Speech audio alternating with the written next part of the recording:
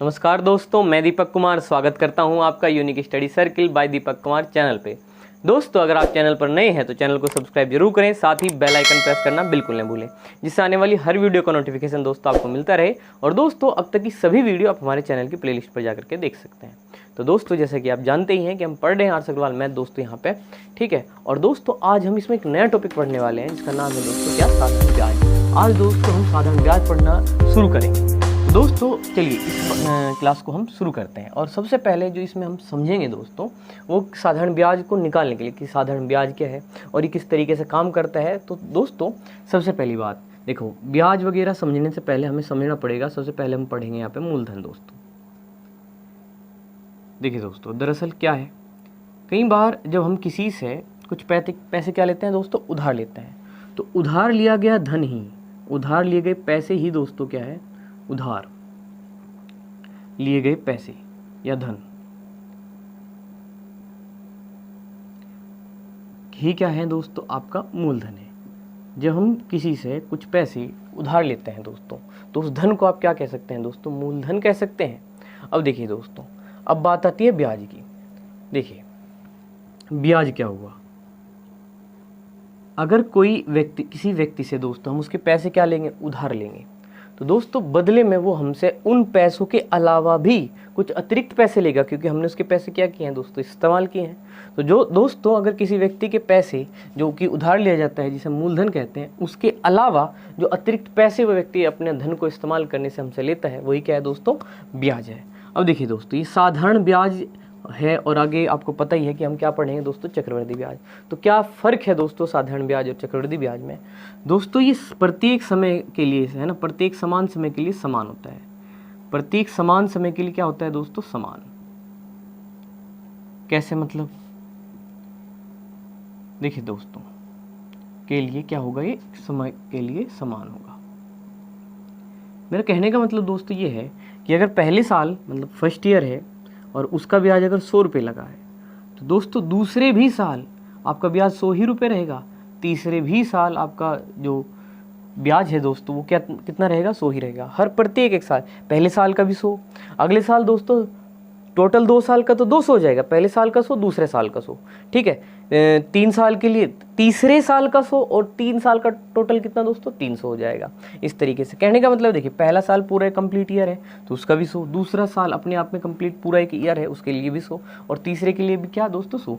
मतलब अगर एक ही साल का टाइम पीरियड है, वो इसके बाद आया हो या उसके बाद आया हो, अगले चौथे साल की बात कर लें दोस्तों, प्रत्येक समय के लिए क्या रहेगा, समान। तो ये सबसे अहम बात है कि अगर यहाँ पे 12 रुपये का ब्याज लगा, यहाँ पे 12 का लगा, यहाँ पे 12, तो आगे भी 12 का ही, हर साल दोस्तों 12 का ही ब्याज लगेगा। कुल मिला के आपको उम्मीद है ये बात क्लियर है कि समान जो साधारण ब्याज है दोस्तों, समान समय के लिए क्या होता है, समान होता है, के लिए समान होता है दोस्तों। अब देखिए बात करेंगे दोस्तों दर की, कि दर, तो यहाँ पे एक चीज आएगी दोस्तों, दर। दर क्या होगा, देखिए दोस्तों दर, अब हमने मूलधन दोस्तों, देखिए मूलधन हमेशा ऐसा नहीं कि आप है ना इक्वल ही लेंगे। कई बार आप 10,000 ले सकते हैं, तो कई बार 5 या कई बार 15 लेने हो सकते हैं दोस्तों। तो हमेशा आप 5 पे भी उतना ही ब्याज देंगे, 1000 पे भी उतना ही देंगे, और क्या आप 10,000 या 15,000 पे सम पे समान देंगे? नहीं दोस्तों, ऐसा थोड़ी ना होता है। तो दोस्तों दर का मतलब हुआ, देखिए प्रत्येक 100 रुपये है ना, प्रत्येक 100 रुपये पे जो ब्याज लिया है, 100 पर जो ब्याज होगा दोस्तों, वही क्या कहलाएगा, दर। जैसे दोस्तों अगर किसी ने कहा कि ब्याज की दर कितनी है, 2% है, इसका मतलब हर 100 रुपये पे दोस्तों 2 रुपये का क्या लिया जाएगा, ब्याज लिया जाएगा। इस आप 2/100 से, तो 100 पे 2 का ब्याज, 3% का मतलब क्या होगा दोस्तों, 100 रुपये पे 3 रुपये का ब्याज। तो इस तरीके से दोस्तों ये क्या हुई, दर। तो दोस्तों ये मूलधन है, ये बात हमने की साधारण ब्याज की, ये दर की। और बात करें दोस्तों समय की, तो दोस्तों एक निश्चित समय जो उधार लेते हुए हम किसी को कहते हैं भाई 1 साल के लिए चाहिए, या 2 साल के लिए चाहिए, या 3 महीने के लिए चाहिए, या फिर दोस्तों कुछ दिनों के लिए कह सकते हैं हम, 72 दिन, 73 दिन, 16 दिन, 15 दिन, ऐसे दोस्तों हम कोई भी टाइम पीरियड बता सकते हैं, ठीक है दोस्तों। लेकिन दोस्तों ध्यान रखेंगे, अगर यहाँ पे महीने दिए हों या दोस्तों क्या दिए हों, दिन दिए हों, ठीक है दोस्तों, या फिर दोस्तों वर्ष, तो हमारा जो समय रहेगा साधारण ब्याज में, वो हमेशा वर्षों में रहना चाहिए। अगर दोस्तों महीने दे दिए हों, मान लो x महीने दिए, तो आप उसे किससे भाग करोगे दोस्तों, 12 से, क्योंकि हम सभी जानते हैं दोस्तों कि एक साल में कितने 12 महीने होते हैं। तो दोस्तों अगर यहाँ 3 महीने दिए, तो 3 को 12 से भाग करके हम किस में बदल देंगे दोस्तों, वर्ष में बदलेंगे, ठीक है दोस्तों, वर्ष में बदलेंगे। और दोस्तों अगर दिन दिए हों, तो हम सब जानते हैं कि एक साधारण वर्ष में दोस्तों कितने दिन होते हैं 365। तो हम उसे दिन को दोस्तों 365 से भाग करेंगे। और दोस्तों अगर वर्ष है तो हम उसमें कुछ भी नहीं करेंगे, वर्ष का वर्ष ही रहने देंगे। तो जब भी हमें समय चाहिएगा दोस्तों इस सवाल में, वो वर्षों में चाहिएगा, ये इस बात का ध्यान रखें। तो अगर महीने हैं दोस्तों तो 12 से भाग करना है, और दिन है तो दोस्तों 365 से, क्योंकि एक साधारण साल में हम 365 दिन ही मानते हैं दोस्तों। और लीप वर्ष में कितने मानते हैं दोस्तों? 366 दिन। तो देखिए दोस्तों इस तरीके से मूलधन, साधारण ब्याज दर और दोस्तों क्या हुआ समय। तो दोस्तों एक नया जो चीज़ आएगी वो समझनी है हमें, मिश्र धन। देखिए दोस्तों ये मिश्र धन बड़ी ज़रूरी चीज़ है, क्योंकि ये तो बड़ी काम की है। तो दोस्तों मूलधन, जो हमने पैसा किसी से उधार लिया दोस्तों, वो तो क्या हुआ मूलधन। और दोस्तों जो ब्याज उसका जो हमने इस्तेमाल करने के लिए उसे अतिरिक्त पैसे देंगे, एक्स्ट्रा पैसे देंगे दोस्तों, वो क्या है? साधारण ब्याज। तो दोस्तों इससे देखिए मूलधन को आप है ना प्रिंसिपल भी बोलते हो, इसे पी से डिनोट कर सकते हो। साधारण ब्याज को सिंपल इंटरेस्ट, तो इसे दोस्तों एसआई लिख सकते हैं आप लोग, ठीक है। दर को दोस्तों आप रेट यानी कि आर लिख सकते हैं। और दोस्तों समय को आप क्या लिख सकते हैं? टी लिख सकते हैं। और दोस्तों मिश्र धन को आप लिख सकते हैं अमाउंट, है ना, तो ए से डिनोट कर सकते हैं। चलिए ए लिख लेते हैं केवल। तो ए बराबर होगा दोस्तों पी प्लस एस आई, यानी कि साधारण ब्याज है ना दोस्तों, जोड़ दिया जाएगा किसमें? मूलधन में। यहाँ पे लिख लेते हैं दोस्तों क्या? साधारण ब्याज क्या है दोस्तों? जुड़ जाएगा। तो मूलधन में जब साधारण ब्याज जुड़ता है, जो हमने पैसे उधार ली वो वाले पैसे और जो एक्स्ट्रा ब्याज का पैसा है दोस्तों, वो दोनों जोड़ के जब हम किसी को चुकाते हैं दोस्तों, तो वही क्या कहलाता है? मिश्र धन कहलाता है। उम्मीद है दोस्तों इन सभी का मीनिंग आपको समझ में आया। अब बात करेंगे इसके सिंपल सी फॉर्मूलों की। तो चलिए दोस्तों देखिए इसके बड़े सिंपल से फॉर्मूले हैं वो समझ लेते हैं। तो दोस्तों वैसे आपने सुना भी होगा कि साधारण ब्याज का बड़ा ही सिंपल सा फॉर्मूला है, जिसे आप क्या कहते हैं दोस्तों? मूसद बटे 100 भी बोल देते हैं, क्योंकि मूसद बटे 100। चलिए पहले मैं मूसद बटे 100 ही लिख देता हूँ दोस्तों, है ना। कई बार आपने पुस्तकों में ऐसे ही पढ़ा होगा। तो इसका मतलब क्या है दोस्तों? मू का तो मतलब वही हो गया मूलधन, और दोस्तों सै का मतलब क्या है? समय, और दोस्तों दय का मतलब क्या है? वही दर, है ना दोस्तों, क्या है? दर है। और दोस्तों बटे में कितना? समय। तो मूलधन गुणा समय गुणा दर बटे 100 ही क्या होगा दोस्तों? साधारण ब्याज होगा।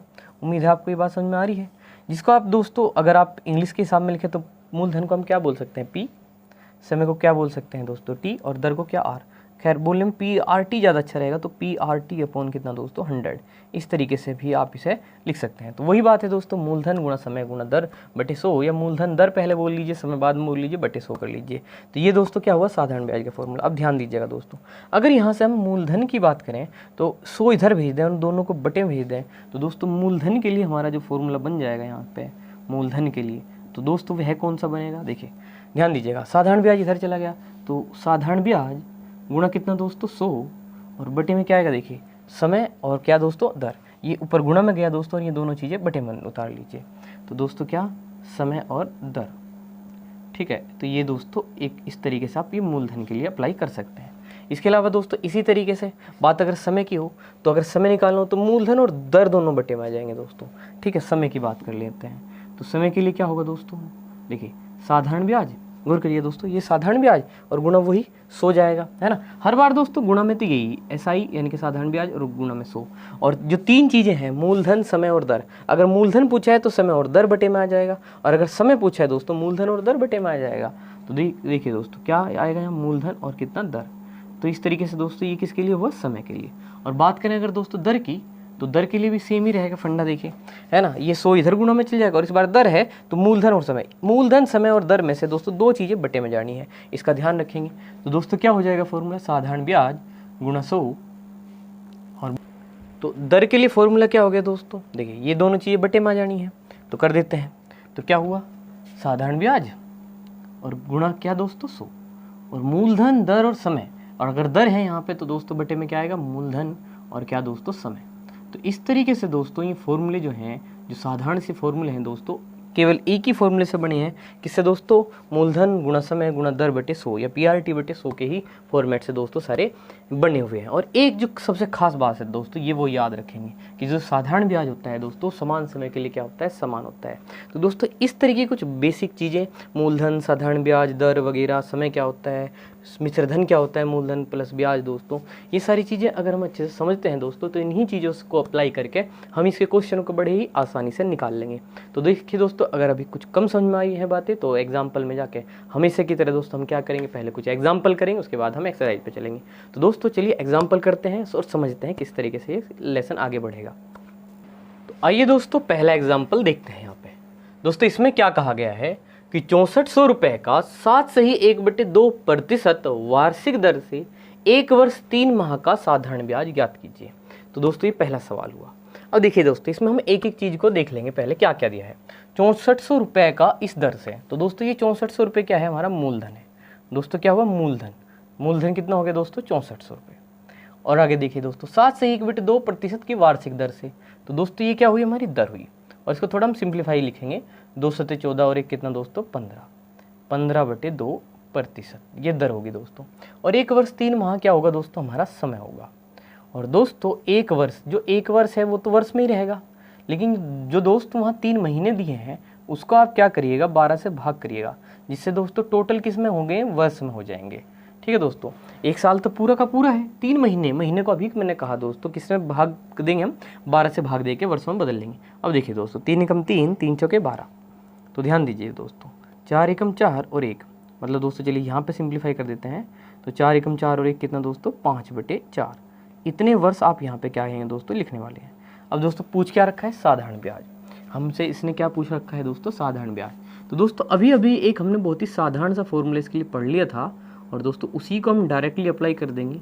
इसके अलावा दोस्तों हम इसमें अभी कोई भी नई चीज़ें नहीं करने वाले हैं।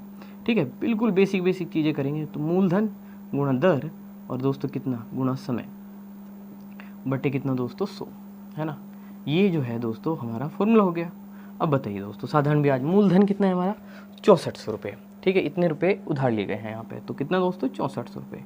इसके बाद दोस्तों बात आई किसकी, दर की। तो दर कितना है दोस्तों 15/2 है। ठीक है दोस्तों 15/2। अब देखिए दोस्तों अगर किसी को ये कन्फ्यूजन है कि प्रतिशत के लिए बटे में 100 आएगा या नहीं आएगा, तो दोस्तों दरअसल ये जो 100 पहले से लिखा हुआ है ये इसी प्रतिशत की वजह से है। दरअसल यहाँ दोस्तों अगर दर प्रतिशत कर दें और उसी प्रतिशत के स्थान पे दोस्तों यहाँ क्या है, बटे में 100 पहले से लिखा हुआ है। क्लियर है दोस्तों, तो इसलिए अलग से प्रतिशत के लिए 100 लेने की कोई आवश्यकता बिल्कुल नहीं है। तो बात करें कि दोस्तों समय की, तो समय कितना हुआ 5/4। तो दोस्तों कितना 5/4। तो क्लियर दोस्तों, तो ये मूलधन, ये दर और ये कितना समय। और दोस्तों दर की भी काल समझ लीजिए 100 को, या फॉर्मूले से समझ लीजिए, बस एक ही 100 आएगा यहाँ पे। अब इसको थोड़ा सिंप्लीफाई कर देते हैं दोस्तों, जैसे 2 जीरो कैंसिल कर दी। इसके अलावा क्या कर सकते हैं दोस्तों, देखिए 2 से इसको काट लीजिए, कितना दोस्तों 32 आ जाएगा, है ना। 2 3 6 2 दूनी 4 और 4 से काट लें तो दोस्तों कितना 4 8 32। अब बताइए दोस्तों 15 8 120 और गुणा कितना बचा हुआ दोस्तों 5 और 12 पंजे 60। इस तरीके से दोस्तों बड़ी आसानी से आपने इसका साधारण ब्याज ज्ञात किया। कितना आया दोस्तों 600 रुपये। तो उम्मीद है दोस्तों क्वेश्चन क्लियर है। अब बढ़ते हैं अगले सवाल पे दोस्तों। तो आइए दोस्तों इस सवाल को देखते हैं। इसमें कहा है दोस्तों 7250 रुपये का 8% वार्षिक दर से 73 दिन का साधारण ब्याज क्या होगा। दोस्तों साधारण ब्याज पूछ लिया इसमें भी, तो सिंपली हर चीज़ को एक बार समझ लीजिए दोस्तों। इसमें क्या है 7250 रुपये, ये क्या बताया, मूलधन बताया दोस्तों। तो मूलधन कितना बता दिया 7250 रुपये। ये क्या बताई दोस्तों, दर। दर कितनी बता दी दोस्तों 8%। और दोस्तों दिन कितने, समय कितना बताया 73 दिन। और दोस्तों क्योंकि ये 73 क्या है, दिन है, तो और हमें जो समय चाहिएगा वो चाहिएगा वर्षों में, इसलिए 73 को दोस्तों हम भाग करेंगे किससे 365 से, और इसको बदल लेंगे इसमें वर्षों में। अब बताइए दोस्तों 73 से ही कितनी बार चले जाएगा, 5 बार, है ना। 3 पंजे 15 होते हैं, 3 सते दोस्तों 5 3 15 होते हैं और 5 सते 35 और 1 36। तो 1/5 दोस्तों कुल मिला के ये क्या हो गया, समय हो गया दोस्तों 1/5 वर्ष।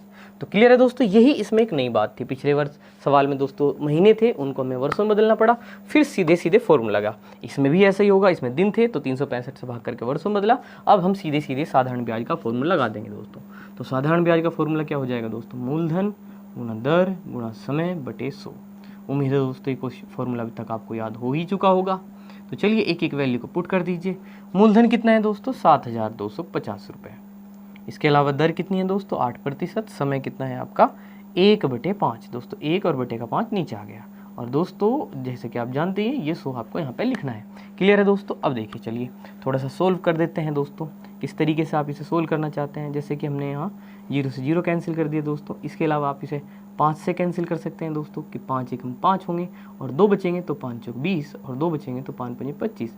अभी भी आप दोस्तों इन दोनों को 2 से कैंसिल करें तो 2 चौक 8 और 2 पंजे 10। और इसके अलावा दोस्तों आप इसे 5 से कैंसिल कर दीजिए तो 5 दूनी 10 हो जाएंगे दोस्तों, 5 नम 45। अब देखिए यहाँ पे कितना बचा है दोस्तों 29। और इसके अलावा दोस्तों ये 4 बचा है, ये जो 100 है दोस्तों ये तो ऊपर है ना फॉर्मूले में, ठीक है। तो 4 और 29 बचा है, गुणा कर दीजिए दोस्तों। तो 4 नम 36 है ना दोस्तों, 3 4 दूनी 8 और 3 कितने 11। तो इस तरीके से दोस्तों कितनी आसानी से आपने इस सवाल के लिए साधारण ब्याज क्या करा दोस्तों, ज्ञात कर लिया। उम्मीद है क्वेश्चन क्लियर है दोस्तों। बढ़ते हैं अब अगले सवाल पे। तो आइए दोस्तों इस सवाल को देखते हैं। देखिए इसमें क्या है नया।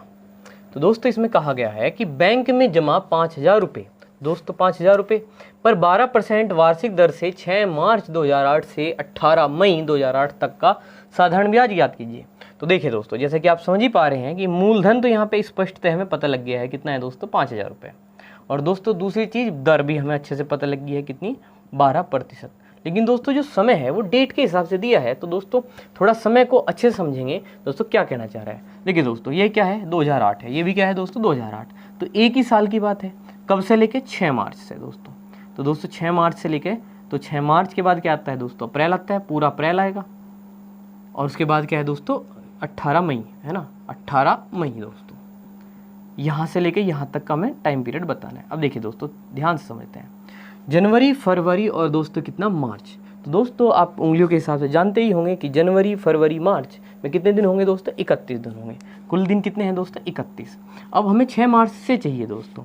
तो दोस्तों इसमें से हम क्या कर देंगे, 6 घटा देंगे। तो दोस्तों मई के केवल कितने दिन काउंट होंगे, 25 दिन काउंट होंगे दोस्तों। 6 मार्च से कहा है तो दोस्तों 31 तो दिन हुए है ना, किसमें, मार्च में। और दोस्तों उसमें से ही 6 हमने शुरुआत के माइनस कर दिए, क्योंकि दोस्तों वो तो काउंट ही नहीं होंगे। तो कितने दिन होंगे, केवल 25 दिन मार्च के लिए जाएंगे। अब दोस्तों जनवरी फरवरी मार्च के बाद क्या, अप्रैल। तो दोस्तों यहाँ पे क्या आएगा, 30 दिन आएगा। कितने दोस्तों, 30 दिन। उसके बाद देखिए दोस्तों, अब यहाँ पे मई के लिए वैसे 31 आएंगे, लेकिन दोस्तों हमें जाना कहाँ तक, 18 19 20 21 आगे के तारीखों का हमें कोई काम नहीं। तो 18 मई तक दोस्तों 18 दिन ही हो जाएंगे। तो कुल कितने दिन होंगे दोस्तों, देखिए 8 और 5 13। और दोस्तों एक हासिल भी गया, 3 और 3 6 और 1 कितना 7। तो कुल मिला के दोस्तों 6 मार्च से लेकर 18 मई तक 73 दिन होंगे। और अभी अभी पिछले ही क्वेश्चन में हमने 73 दिन का दोस्तों समय बनाया था कि 73 अगर दिन है दोस्तों तो उसको आप भाग करिए 365 से, और ये कितनी बार गया, 5 बार दोस्तों, है ना। तो 1/5 वर्ष आप यहाँ पे लिख लेंगे। अब देखिए दोस्तों आपको बताना है साधारण ब्याज। क्या बताना है, साधारण ब्याज, जिसका फॉर्मूला आप अच्छे से जानते हैं कि क्या होगा दोस्तों, है ना, मूलधन गुणा दर गुणा समय बटे 100। तो दोस्तों ये इसमें वैल्यू पुट कर दीजिए फॉर्मूले में और आपका आंसर एकदम से आसानी से आ जाएगा। तो मूलधन कितना है दोस्तों, 5,000 रुपये है। जहाँ पे दर कितनी है दोस्तों, देखिए मूलधन 5,000 और दर कितनी, 12%। और समय दोस्तों अभी अभी आपने निकाला है ना, थोड़ी मेहनत लगी आपकी, 73 दिन है। उसके बाद आपने समय को वर्षों में बदला, 365 से भाग करके दोस्तों, क्योंकि एक वर्ष में 365 दिन होते हैं। तो दोस्तों कुल मिला के 1/5 आया। और दोस्तों बिल्कुल नहीं भूलना है हमें क्या, 100। तो 100 भी लिखा हमने। अब देखिए जरा, 2 0 से 2 0 कैंसिल कर दीजिए, 5 से इसको कितनी बार काट देंगे हम, 10 बार। और 12 गुणा 10 कितना कर देंगे दोस्तों, 120। तो कितनी आसानी से आपने इसका साधारण ब्याज ज्ञात किया दोस्तों। उम्मीद है क्वेश्चन क्लियर है। बढ़ेंगे अब अगले सवाल पे दोस्तों। तो आइए दोस्तों इस सवाल को देखते हैं। क्या इस सवाल में समझिए, किसी धन का 12% वार्षिक दर से 4 वर्ष का मिश्र धन 5,180 रुपये हो जाता है, तो वह धन ज्ञात कीजिए। तो चलिए दोस्तों हमारी जानकारी है ना इस क्वेश्चन में अच्छे से काम आएगी दोस्तों। चलिए दोस्तों देखते हैं, इसमें हम डायरेक्ट फॉर्मूला नहीं लगाएंगे, अच्छे से समझते हैं दोस्तों। इसमें कहा किसी धन का, और वह धन में क्या बताना है दोस्तों, बताना है। और गौर से देखेंगे दोस्तों तो यहाँ पे क्या दिया है, मिश्र धन दिया है 5,180। तो दोस्तों हम शुरुआत में समझ चुके हैं कि ये क्या है, मूलधन। हमें बताना क्या है, मूलधन, और हमें दिया क्या है दोस्तों, मिश्र धन। और हम जानते हैं कि मिश्र धन क्या होता है दोस्तों, मूलधन प्लस क्या दोस्तों, ब्याज। तो ठीक है दोस्तों, इस प्रकार की चीज़ें यहाँ पे है। ठीक, मिश्रधन दिया है, मूलधन हमसे पूछ लिया है, मूलधन प्लस ब्याज क्या होता है दोस्तों, मिश्रधन। अब देखिए दोस्तों, आप इसकी शुरुआत करिए मूलधन को मान के, कि मान लीजिए कि मूलधन 100 रुपये है। अब इसका क्या फ़ायदा होगा समझते हैं। तो दोस्तों जो आपने दर देख रहे हैं, तो दर का मतलब हम शुरुआत में समझ के चले थे कि भाई दर का मतलब है कि 100 रुपये पे इतना ब्याज है ना, 100 रुपये पे जितना ब्याज होता है वही दर होती है। तो 12% का मतलब क्या है दोस्तों, 12% का मतलब क्या है कि हर 100 रुपये पे दोस्तों कितना, 12 रुपये का ब्याज। कितने साल में, 1 साल के अंदर दोस्तों, है ना। वार्षिक, वार्षिक मतलब 1 साल के अंदर, 1 साल के अंदर 100 रुपये पे 12 का ब्याज होगा। साल कितने हैं दोस्तों, 4। और दोस्तों हम ये भी बात समझ चुके हैं कि प्रत्येक साल के लिए दोस्तों अगर पहले साल का 12 रुपये ब्याज लगेगा तो अगले साल का भी कितना लगेगा, 12 ही लगेगा। और दोस्तों तीसरे साल का भी ब्याज कितना लगेगा, 12 ही लगेगा। और दोस्तों इस तरीके से चौथे साल का भी ब्याज कितना लगेगा, 12 ही लगेगा। तो दोस्तों देखिए 12 चौक 48। तो दोस्तों कितना ब्याज लगेगा, 12 चौक 48 रुपये का ब्याज। तो दोस्तों इस तरीके से मैं कहूँ तो 4 साल में 100 रुपये के हिसाब से, मूलधन 100 रुपये के हिसाब से, मिश्र धन 100 रुपये का ब्याज, 100 रुपये तो मूलधन, और दोस्तों 12 हर साल 12 रुपये का 100 रुपये पे ब्याज लग के दोस्तों 48 रुपये ब्याज बैठ जाएगा। तो दोस्तों अगर मेरा मूलधन 100 रुपये हो तो मेरा मिश्र धन उस हिसाब से कितना बैठ रहा है दोस्तों, 148। तो देखिए दोस्तों इस सवाल में क्या दिया था आपको, मिश्र धन दिया था और मूलधन क्या कर लिया था, पूछ लिया था। तो हमने क्या करा दोस्तों, मूलधन को हमने 100 मान लिया। कितना मान लिया दोस्तों, 100। और फिर ये बात कही कि भाई ये दर क्या होता है, प्रत्येक 100 रुपये पे इतना ब्याज। 100 पे कितना, इसमें दिया है 12% दर, यानी कि 100 पे 12 का ब्याज, वार्षिक यानी कि हर साल दोस्तों 12। तो पहले साल भी, दूसरे साल भी, तीसरे भी और चौथे साल भी, यानी कि 4 के 4 साल के हिसाब से देखें तो दोस्तों 12 गुणा 4 यानी कि 12 चौक 48 रुपये का क्या लगेगा दोस्तों, ब्याज लगेगा 4 साल में। हमने 12 इस तरीके से भी से समझा तो दोस्तों 48 आ गया। कुल मिला के दोस्तों मैं कहना चाह रहा हूँ कि अगर मूलधन 100 रुपये है तो मिश्र धन 4 साल के अंदर कितना होने जाना था, 148। लेकिन दोस्तों वास्तव में ना तो मूलधन हमारा 100 है और वास्तव में ना मिश्र धन क्या है, 148। तो दोस्तों ये किस तरीके से हमारा आंसर निकालेंगे दोस्तों, अब लगाएंगे हम एक एक नियम कि भाई हमने 100 मान के जो मिश्र धन निकाला है वो कितना है, 148। हमारे हिसाब से हमारा मिश्र धन कितना है, 148 दोस्तों, इस तरीके से मानने से। लेकिन जो सवाल में दिया है दोस्तों वो है 5180 मिश्र धन। तो हमने अपने वाले मिश्र धन को इनके क्वेश्चन में दिए वाले मिश्र धन के क्या रख दिया दोस्तों, बराबर रख दिया। अब हम ये कहेंगे कि हमने जो अगर 1 मान रहे तो 1 का मान कितना है दोस्तों, 5180 बटे कितना दोस्तों, 148। तो 1 का मान ये हो गया दोस्तों। और हमें चाहिए मूलधन, मूलधन यानी कि दोस्तों किसका, 100 का मान, जो हमने 100 मानना है। 148 अगर 5180 के बराबर हुआ, क्योंकि हमने ये मिश्र धन निकाल लिया है दोस्तों यहाँ से, और वो दिए गए मिश्र धन के हमने बराबर रख दिया। तो दोस्तों यहाँ से 1 का मान आया 5180 और 148 के यहाँ बटे में। और अगर हम मूलधन निकालना चाहते हैं दोस्तों तो ये 1 का मान आया है, उसमें हम क्या कर सकते हैं, 1 के मान में 100 से गुणा कर सकते हैं। अब बताइए जरा दोस्तों, इससे इसको काट देंगे हम, ठीक है दोस्तों, थोड़ा थोड़ा काट लीजिए। देखिए 4 से काट देते हैं तो 4 × 12 और दोस्तों कितने, 4 × 7 = 28। इसको काटते हैं दोस्तों 4 से, तो 4 × 4 दोस्तों कितने बचेंगे, है ना, 11 हो जाएंगे। तो 4 दूनी 8 दोस्तों कितने बचे, 3, 4 × 36 और 4 × 5 = 20। 1295 को 37 से भाग, चलिए मैं यहाँ पे करके बता देता हूँ दोस्तों। तो 37 से हमें भाग करना है, तो 37 3 से 21, 3 9 और 2 क्या है दोस्तों 11। और यहाँ पे अगर आप घटाइएगा तो दोस्तों कितने, यहाँ पे कितने आ जाएंगे 8 और यहाँ पे 1 और ये दोस्तों कितना 5। अब 5 बार चला लीजिए, 5 × 7 = 35, 5 × 15 और 18 दोस्तों, ठीक है। तो कुल मिला के 37 से कितनी बार कटा है दोस्तों, 35 बार। तो 35 × 100, तो ये किसका मान आ गया दोस्तों, 100 का, जो हमने 100 मानना था, हमने 100 से गुणा करी। और 100 हमने किससे मानना था दोस्तों, मूलधन को। इस तरीके से हमारा जो मूलधन है दोस्तों 35 × 100 यानी कि दोस्तों कितना, 3500। तो 3500 रुपये दोस्तों क्या आ चुका है हमारा मूलधन। तो उम्मीद है दोस्तों कि आपको ये बात समझ में आई, और आगे आने वाले क्वेश्चन में और अच्छे से हम चीज़ों को समझेंगे दोस्तों। तो बढ़ते हैं हम अगले सवाल पे दोस्तों। तो आइए दोस्तों इस सवाल को देखते हैं, बहुत ही प्यारा सा सवाल आपके सामने है और ध्यान से समझेंगे दोस्तों एक एक शब्द। किसी धन का साधारण ब्याज की दर से 2 वर्ष का मिश्र धन दोस्तों क्या है, 754 रुपये है, तथा दोस्तों 3.5 वर्ष का है ना, 3 से 1/2 दोस्तों वर्ष का मिश्र धन दोस्तों कितना है, 832 रुपये हो जाता है। तो मूलधन तथा ब्याज की दर याद कीजिए। तो देखिए दोस्तों, जैसे कि हम सब जानते हैं कि मिश्र धन होता है दोस्तों क्या, मूलधन प्लस ब्याज। क्या होता है, मूलधन प्लस क्या दोस्तों, ब्याज। ये होता है हमारा क्या, मिश्र धन। तो दोस्तों जैसे कि इन्होंने बताया कि भाई 2 वर्ष के लिए जो मिश्र धन है वो तो ये है, और दोस्तों 3.5 वर्ष के लिए जो मिश्र धन है वो ये है। तो अगर इसमें थोड़ा सही से दोस्तों समझने का प्रयास करूं तो ये जो मिश्र धन होगा ये क्या होगा, भाई मूलधन तो नहीं बदलता कभी, जो बदलता है क्या, ब्याज, केवल ब्याज बदलता है। तो दोस्तों इसका मतलब ये जो 754 है इसमें मूलधन है, और 2 वर्ष का अगर ये मिश्र धन है तो दोस्तों 2 वर्ष का इसमें ब्याज ऐड है। तो दोस्तों 2 वर्ष का इसमें क्या जुड़ा है, ब्याज। और ये इस तरीके से कितना है दोस्तों, 754 रुपये। क्या आपको ये मेरी बात समझ में आ रही है कि भाई मिश्र धन होता है मूलधन प्लस क्या, ब्याज होता है। तो दोस्तों अगर मैं इस मिश्र धन को समझने का प्रयास करूं जो कि 2 वर्ष का मिश्र धन है, तो मूलधन तो वही होगा इसमें जो भी है ना, 2 वर्ष का ब्याज जुड़ के ये 754 रुपये है। अब यहाँ पे बात आई है 3.5 वर्ष के मिश्र धन की दोस्तों। तो ये वाला मिश्र धन किस तरीके से डिफाइन किया जा सकता है, भाई इसमें भी मूलधन तो वही होगा, लेकिन इसका जो ब्याज होगा ये ज़्यादा क्यों है, क्योंकि ये दोस्तों 2 वर्ष के बजाय 3.5 वर्ष का ब्याज है। दोस्तों इसमें कितने साल फालतू है, 1.5 साल इसमें फालतू है। इस वजह से दोस्तों ये कितना है, 32 रुपये है ना, 832 रुपये है, यानी कि इससे ये ज़्यादा है। तो दोस्तों ये कितना ज़्यादा है और क्यों ज़्यादा है, क्या आपको ये बात समझ में आ रही है। भाई अगर हम इन्हें घटावें तो हमें स्पष्टतः बात समझ में आएगी, भाई मूलधन तो दोनों में ही है, तो अगर इन्हें घटावेंगे तो मूलधन तो दोनों में खत्म ही है। लेकिन इसमें और इससे जितना ज़्यादा है, देखो 12 में से 4 की कितना दोस्तों 8, और 12 में से 5 की दोस्तों कितना 78। ये 78 रुपये क्यों ज़्यादा है दोस्तों? ये वाला ब्याज इस वाले ब्याज से 78 रुपये क्यों ज़्यादा है? इसमें भी मूलधन था, इसमें भी मूलधन था, तो मूलधन तो कैंसिल। इसमें कितने साल का ब्याज है? 3.5 साल का, और इसमें कितने 2 साल का, तो बस इसमें 1.5 साल का ब्याज फालतू दोस्तों। इस 3 में तो ये 2 घटा लो, 1 और 1 सही 1/2 साल का दोस्तों क्या ब्याज, यानी कि दोस्तों 1.5 साल का ब्याज है 78 रुपये। इसी वजह से ये 1.5 साल, देखिए इसमें भी मूलधन है, इसमें भी, इसमें 2 साल का ब्याज, इसमें दोस्तों 3.5 साल का ब्याज, तो केवल 1.5 साल का ब्याज ही तो फालतू। तो दोस्तों ये बात आप डायरेक्ट घटा के भी समझ सकते थे।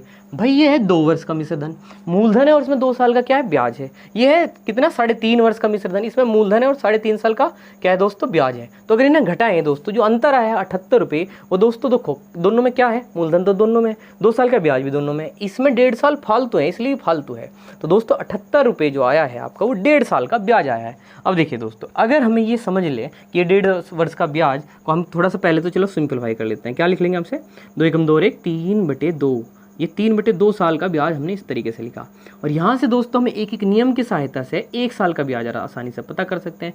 उसके लिए 2 बटे में और 3 दोस्तों क्या जाएगा, मतलब 2 तो गुणा में और 3 कहाँ दोस्तों बटे में जाएगा। तो दोस्तों 78 गुणा 2 और बटे कितना 3। अब बताइए 3 दूनी 6, 3 6 18, 26 दूनी कितने दोस्तों 52। तो दोस्तों 1 साल का ब्याज हमें यहाँ पे बड़ी आसानी से पता लग गया है। इसका क्या फ़ायदा है दोस्तों? अब यहाँ पे आते हैं, अब इससे क्या होगा, हमें तो पूछ रखा था मूलधन तथा ब्याज की दर पूछा हुआ था, तो इसका तो बड़ा फ़ायदा है दोस्तों। हमने अभी पढ़ा था भाई इस वाले मिश्रधन का क्या मतलब है, इसमें मूलधन जुड़ा है 2 साल का ब्याज। अगर हमें 1 साल का ब्याज पता लग गया और हमें साधारण ब्याज में पता है दोस्तों कि प्रत्येक साल का ब्याज बराबर हो, अगर 1 साल का ब्याज 52 है तो दोस्तों 2 साल का ब्याज पता कर लो, इसमें 2 का जुड़ रहा। अगर हम यहाँ पता करेंगे तो हमें 3.5 का करना पड़ेगा, थोड़ी सी अलग अजीब सी कैलकुलेशन होगी। सीधे सीधे 2 का पता कर लेते हैं, तो 2 साल का ब्याज 2 से गुणा कर दो, इसमें 2 दूनी 4, 2 पंजे 10। तो दोस्तों अगर 1 साल का 52 है तो अगले साल का भी 52, तो 2 साल का कितना 104 रुपये ब्याज। अब इस वाले में 754 रुपये में दोस्तों मूलधन के साथ 2 साल का ब्याज ही तो जुड़ा था, तो अगर इसमें से 2 साल का ब्याज घटा दो 754 में से, तो क्या बचेगा दोस्तों, मूलधन बचेगा। तो 754 में से घटा दीजिए दोस्तों कितना 104, और हमारे पास आ जाएगा क्या मूलधन। तो 4 में से 4 गया 0, 5 में से 0 गई दोस्तों कितना 5 बचेगा, और यहाँ पे कितना दोस्तों 7 में से 1 जाके 6 बचा। तो इस तरीके से बड़ी आसानी से हमने क्या प्राप्त कर लिया दोस्तों, मूलधन। दोबारा रिपीट कर देते हैं दोस्तों, जैसे इन दोनों वैल्यू को हमने घटाया 832 और 754, तो जो 78 रुपये आया है दोस्तों फालतू, हमने समझा ऐसा क्यों हुआ। भाई ये था मिश्रधन, ये भी था मिश्रधन, ये क्या था, ये 2 साल का, और ये क्या था 3 साल का। तो हमने समझा भाई इसमें मूलधन के साथ 2 साल का ब्याज है, इसमें मूलधन के साथ 3.5 साल का ब्याज है, तो भाई 1.5 साल का ब्याज ही फालतू, इसमें और सारी चीज़ तो बराबर ही है। तो ये जो 78 रुपये आया 1.5 साल का ब्याज आया, 1.5 साल से 1 साल का निकल गया दोस्तों, है ना। ये 2 गुणा में और 3 बटे में कितना आ गया था दोस्तों, इस तरीके से, है ना। यहाँ पे हमने फिर क्या कर लिया दोस्तों, है ना, क्या आ गया था दोस्तों 52 आ गया था 1 साल का, है ना, सारा सिंप्लीफाई करके। तो 2 साल का निकाल लिया कितना 104 हो गया। और हमने फिर यहीं पे वापस आए कि मूलधन और 2 साल का ब्याज जुड़ के यूँ है, तो अगर इसमें से 2 साल का ब्याज जो कि हमने पता कर लिया था दोस्तों 104 रुपये, वो घटाते ही हमारे पास आ चुका है हमारा मूलधन। अब एक चीज़ और है दोस्तों, क्या दर के लिए हम सीधे सीधे फॉर्मूला लगा देते हैं। दर का हमारे पास फॉर्मूला है दोस्तों साधारण ब्याज गुणा 100 बटे क्या दोस्तों मूलधन, और गुणा कितना दोस्तों समय। अब देखिए दोस्तों हमारे पास इतने आंकड़े हैं दर निकालने के बेहद ज़्यादा, अब कौन सा ले ये हमारी समस्या है। देखिए दोस्तों हम ब्याज की बात करें तो ये 52 है, लेकिन ये दोस्तों किसका है 1 साल का है। तो अगर मैं साधारण ब्याज को 52 लिखूं तो समय कितना आवेगा दोस्तों, यहाँ पे 1 आवेगा। अगर मैं साधारण ब्याज को 104 लिखूं तो दोस्तों बटे में कितना होगा 2, 104 2 से कट के फिर 52 ही आ जाएगा। ठीक है दोस्तों, अगर हम यहाँ पे दोस्तों ब्याज क्या लें 78, तो ये 1.5 साल का है दोस्तों। अगर यहाँ पे 78 लिखा तो वहाँ 1.5 साल आएगा। अब सुविधा इसी में है, इसे चला लो, इससे चला लो 1 साल वाले तक काम। तो दोस्तों साधारण ब्याज कितना होगा 1 साल का 52, और गुणा दोस्तों कितना 100।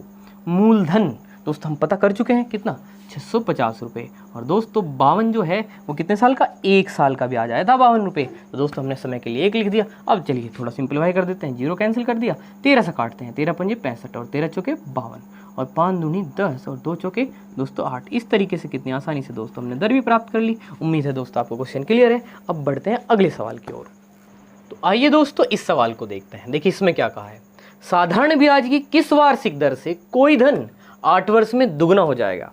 तो देखिए दोस्तों इसको मैं बेसिक से ही बताऊंगा, इसके अलावा दोस्तों आप इसमें एक नोट भी याद रख सकते हैं, एक ट्रिक भी इसमें दोस्तों आप याद रख सकते हैं। तो देखिए दोस्तों किसी भी सवाल में जिसमें दुगना कहा, तिगना कहा, 4 गुना कहा, कुछ भी कह सकता है दोस्तों। तो दोस्तों जितना गुना भी कहे, मान लीजिए n गुना, अब n का मान 2 हो, 3 हो, 4 हो, 4 गुना क्या है, 5 गुना क्या है, 6 गुना क्या है, कुछ भी, तो दोस्तों n गुना कह दिया, n की वैल्यू वही हो जाएगी। 2 गुना कहा तो 2, n का मान 3 गुना कहा तो 3 हो जाएगा, 4 गुना कहा तो 4 हो जाएगा। दोस्तों n गुना अगर कहा, और दोस्तों अगर आपसे n गुना कहने के बाद अगर आपसे दर पूछ ली है दोस्तों, तो देखिए n में से एक घटाइए और गुणा कर दीजिए 100, और दोस्तों अगर दर पूछेगा तो सीधे सीधे आपको समय देगा, तो दोस्तों समय से कर दीजिए भाग, तो दोस्तों आ जाएगी दर। और दोस्तों इसी तरीके से अगर n गुना दे करके आपको दर दे करके क्या पूछ लिया दोस्तों, समय, तो सेम है बिल्कुल दोस्तों ऐसे ही n-1 घटाइए 100 से क्या करिए दोस्तों, गुणा करिए, और इस बार किससे भाग कर दीजिए, दर से। तो अगर दोस्तों दर पूछे तो समय से भाग कर दो, और समय पूछे तो दर से। n जितना गुणा के है उसमें से 1 घटा के रखो और गुणा 100 और बटे समय। यह दोस्तों ऐसे ही चलिए, इसी से मैं एक बार इसको कर देता हूँ, फिर मैं P6 से कर देता हूँ। तो देखिए चलिए दोस्तों, क्या कहा, साधारण ब्याज की किस वार्षिक दर से, क्या पूछ रखा है दोस्तों, दर पूछ रखा है। तो दोस्तों पहली वाली बात आ गई है ना, 8 वर्ष में, तो दोस्तों क्या दे दिया, समय दे दिया, और कितना दोस्तों, 2 गुना, तो n का मान कितना दे दिया दोस्तों, 2, और समय कितना बता दिया दोस्तों, इसमें 8 बता दिया। तो देखो n-1 यानी कि दोस्तों कितना, 2 में से 1 घटेगा, गुणा किस तो होगी दोस्तों 100 थे, और भाग कितना होगा दोस्तों 8, ठीक है, समय मतलब है ना, n-1 2-1 गुणा कितना दोस्तों 100, और समय मतलब कि 8। अब देखिए 2 में से 1 जाके तो 1 ही बचा, गुणा कितना दोस्तों 100 और बटे कितना 8। अब बताओ जरा, 4 दूनी 8, 4 से काट दो दोस्तों, 4 से काट दो 25, 25 चौके 100, 25 बटे 2 को क्या लिखोगे आप, 12.5, और दोस्तों दर है तो प्रतिशत लगा दिए। क्लियर है दोस्तों। और बात करें बेसिक की कतई एकदम, तो दोस्तों देखो बेसिक तरीका क्या रह जाएगा इस सवाल का, साधारण ब्याज की किस दर से दर कोई धन 8 वर्ष में दुगना हो गया। तो दोस्तों धन को कुछ भी मान लो, और धन मतलब क्या, मूलधन। अगर आपने मान लिया मूलधन कितना 100, तो दोस्तों उसने कहा कि दुगना हो जाएगा, तो दोस्तों दुगना होकर क्या बनेगा, वो मिश्र धन, ना कि ब्याज। ठीक है दोस्तों, तो मिश्र धन कितना हो गया 2 साल का, कितना दोस्तों 200, भाई 100 रुपये से वो 200 हो गया। ठीक है दोस्तों, और अगर ऐसा हुआ तो दोस्तों तो ब्याज कितना लगा बताओ, 100 रुपये का ब्याज लगा, सीधी सी बात है भाई। 100 रुपये तो आपके मूलधन के ही थे, वो 200 बन गया, तो दोस्तों उस पर 100 रुपये का क्या लग लिया, ब्याज लग लिया। अगर वो 3 गुना हो जाता दोस्तों 300, तो 200 रुपये का उस पर ब्याज लग लेता, 200 में तो 100 घटा दिया दोस्तों, तो ब्याज ही आ गया। अब दोस्तों लगाओ अपना दर का फॉर्मूला सिंपल वाला ही, तो दर बराबर क्या होकर है, साधारण ब्याज गुणा दोस्तों क्या 100 बटे मूलधन, और गुणा कितना दोस्तों समय। अब अगर यूँ भी लगावेंगे, देखो साधारण ब्याज कितना आ गया 100 रुपये, गुणा कितना दोस्तों 100 बटे मूलधन कितना, यू ही मान रखा हमने 100, और समय कितना दोस्तों 8। अब देख लो 100 तो 100 कटेगा, 100 बटे 8 वही आ जाएगा दोस्तों। अभी कैलकुलेशन करी 12.5%। तो दोस्तों आप इस तरीके से भी कर सकते हो या फिर इस तरीके से। उम्मीद है किसी न किसी तरीके से आपको ये बात समझ में जरूर आई होगी। अब बढ़ते हैं दोस्तों अगले सवाल पे।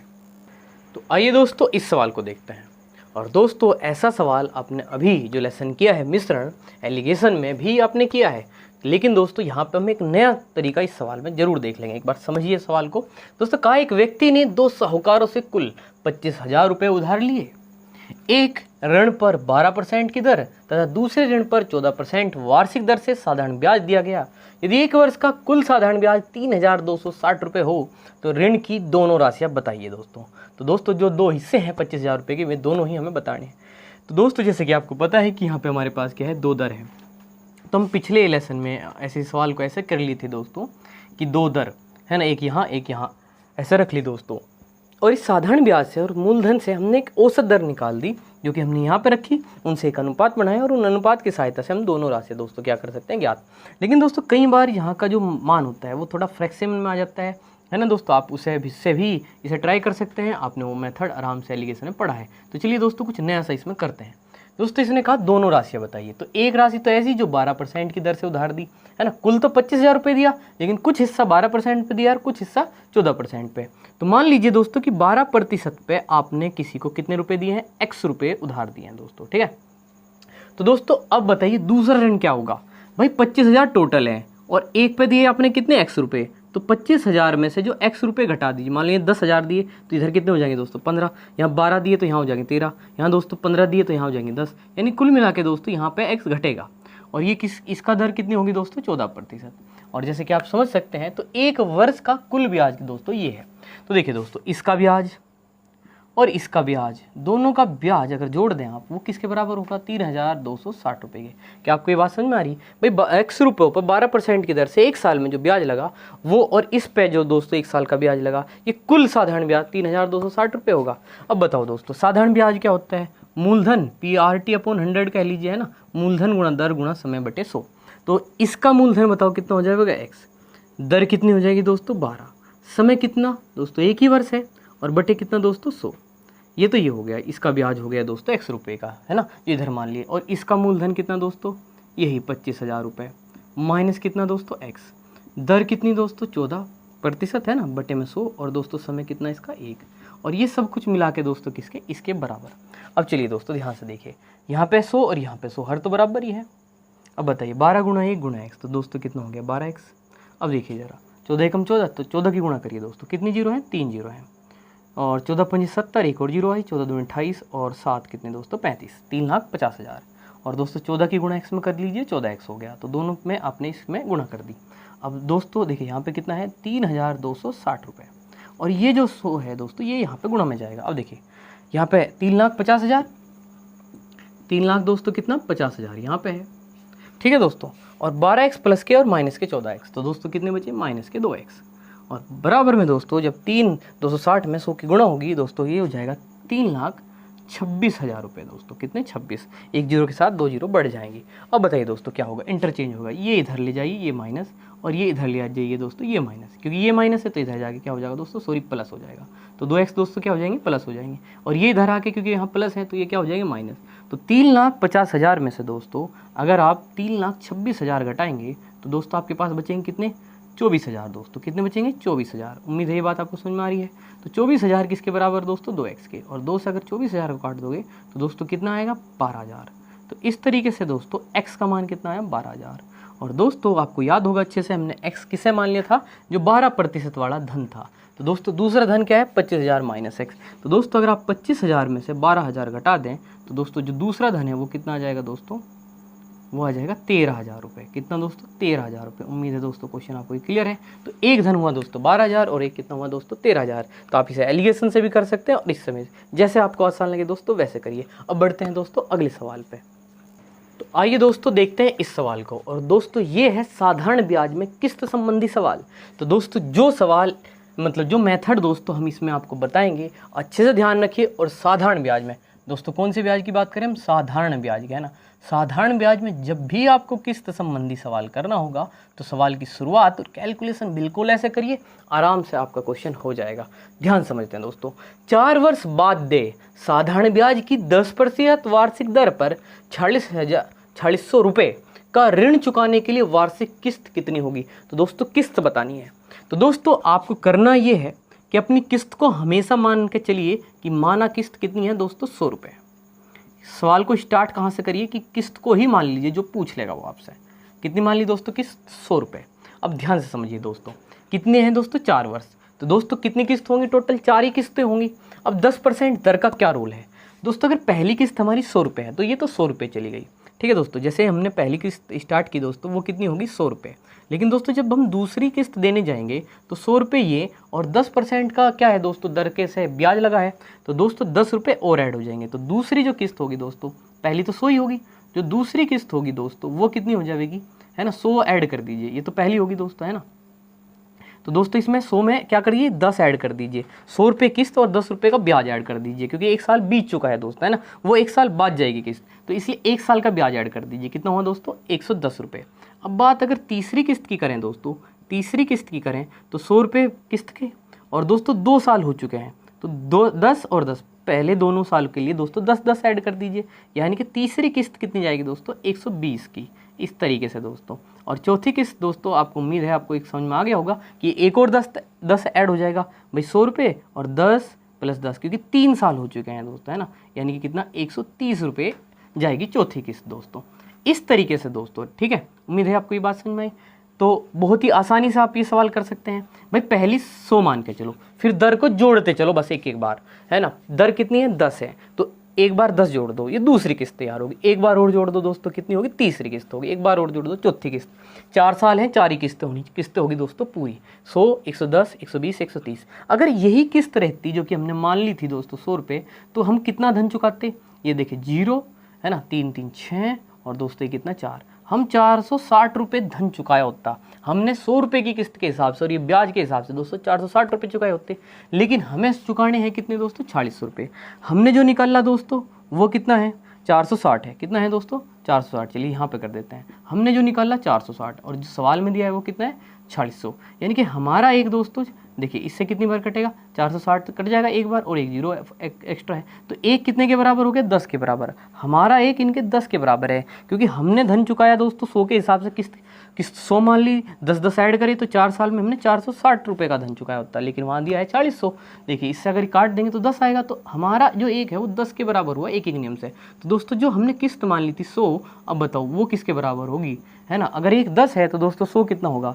है ना, गुणा कर दीजिए 100 की 10 में, तो दोस्तों कितना? 1000। तो वास्तविक जो किस्त है दोस्तों वो कितनी हुई? 1000। देखिए कितना आसान हो सकता है दोस्तों। तो हमेशा क्या करेंगे?